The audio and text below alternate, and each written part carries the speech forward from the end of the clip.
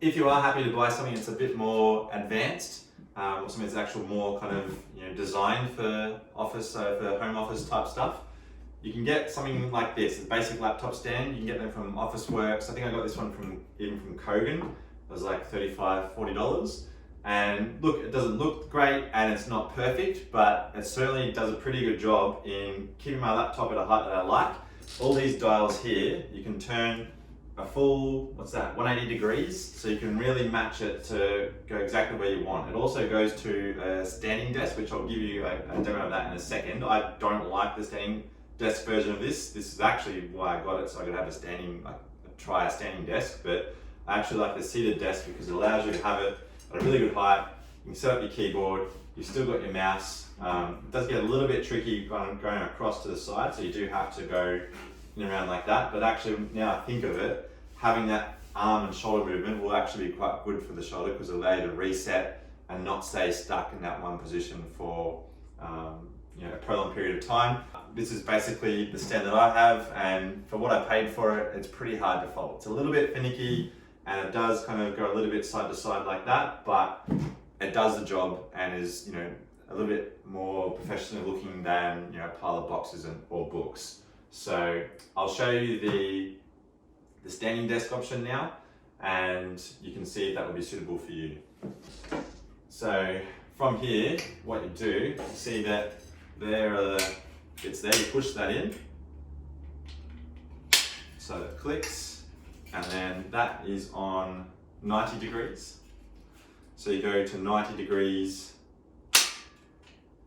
on this side, there's like a little arrow that tells you, and then from here, I'm going to go to 180 degrees obviously.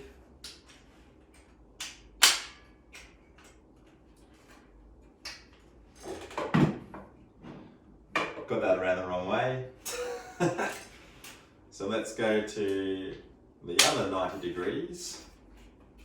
I did tell you it's a bit fiddly. It is a bit more difficult than it looks. So that's your standing desk option. Okay. Basically, it's not the greatest, like it does move a little bit, but if it's just something for a home for temporary use, $35, $40, I'd have to actually find out how much I paid for it. You're hard pressed to find better value. So laptop goes in like that, that's not going to fall off, and you can really set it up so that you're basically just typing here just comfortably and just gives you a break from sitting down.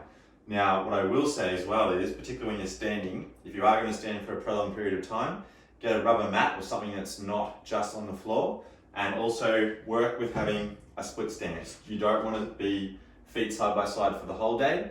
The reason you go split stance is because it allows you to kind of rotate and pivot and kind of go forwards and back, and promotes that movement through the lower spine, which is what we like to see. So really making sure that it's still the right height. So I'm 6'1" or just under, and this is probably about as low as I'd want to be for a stand-up desk, but you can actually adjust it so that it can go a bit lower if you're a bit shorter than that.